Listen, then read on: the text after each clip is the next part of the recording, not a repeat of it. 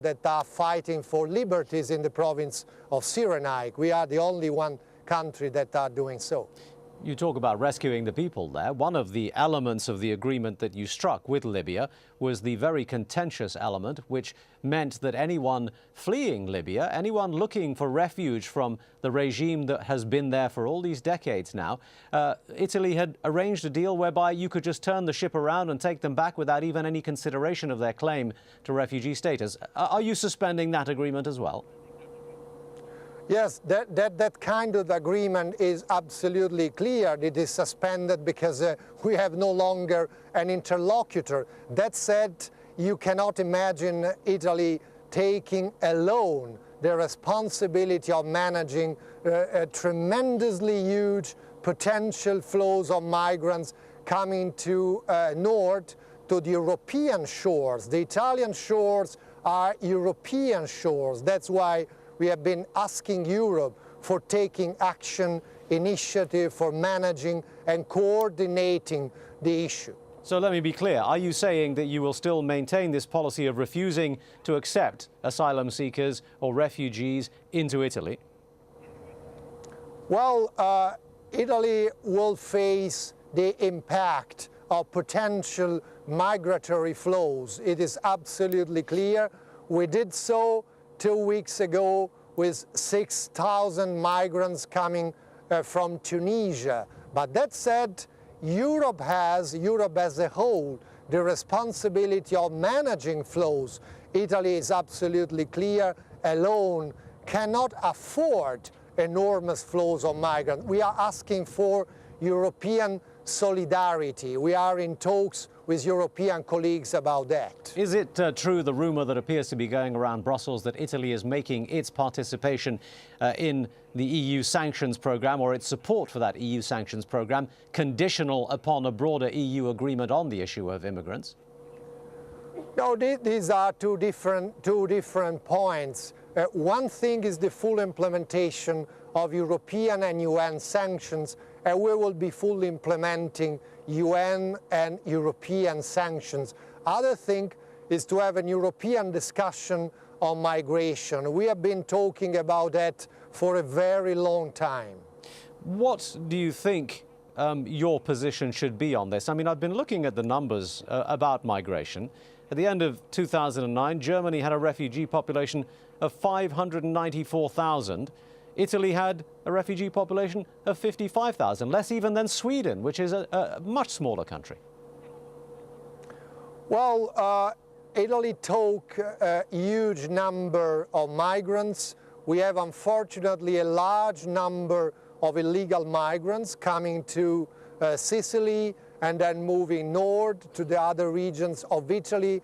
We are bearing the burden of people that violate international and European law. I don't understand what you mean when you say you're bearing the burden. As I say, the figures show that Italy's refugee population is much, much smaller than many of the European countries. Well, but the territory, the density of the population in Italy is much higher, and so we want to respect European legislation. European legislation is very clear. What we can accept is to have a regular migrant flows management. This is what we want, and this is what we accept. I'm sorry, look, I just want to be very clear on this, if I could push you on this. I mean, Italy is one of the 4 biggest countries in Europe. It has 6 times the population of Sweden, and yet Sweden still has more migrants. So I'm not quite sure how you're working your calculations as to density and bearing the burden of immigration, as you were putting it. Well, on the basis of all the public figures we have, but one simple fact is very clear. Italy is by far the country that has been saving lives and rescuing the hugest number of migrants in need on Mediterranean. We saved thousands and thousands of human lives, and we are very proud of it.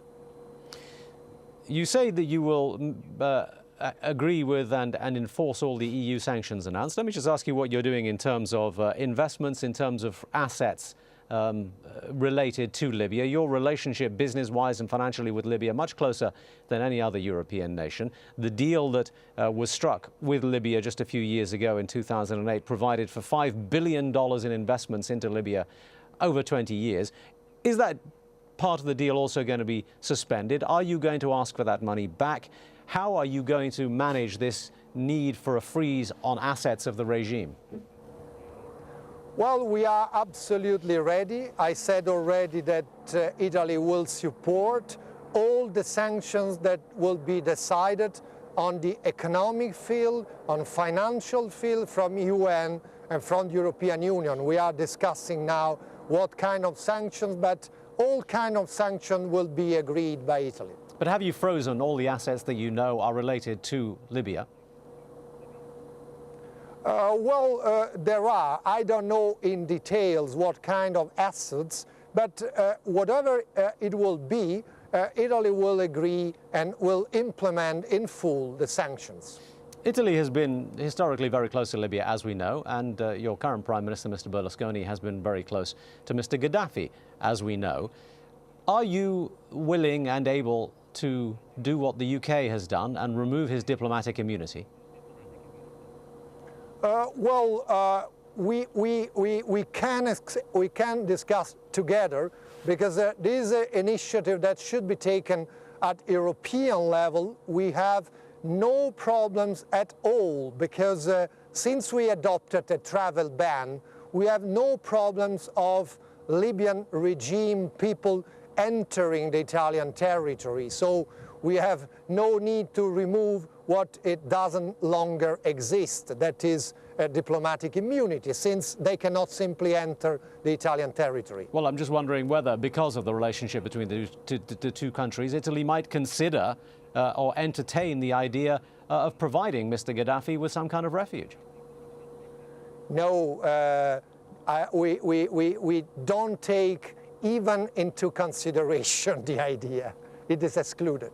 All right. You talk about trying to build democracy, and we've heard lots of fine words from the UN members gathered there and supporting the democracy. And as we've pointed out, it's a little bit too late, but nonetheless probably welcome to a lot of people in Libya. My question is, how are you going to do that? What can you in Italy do to make sure that the next generation of Libyan leaders is not as bad as this one?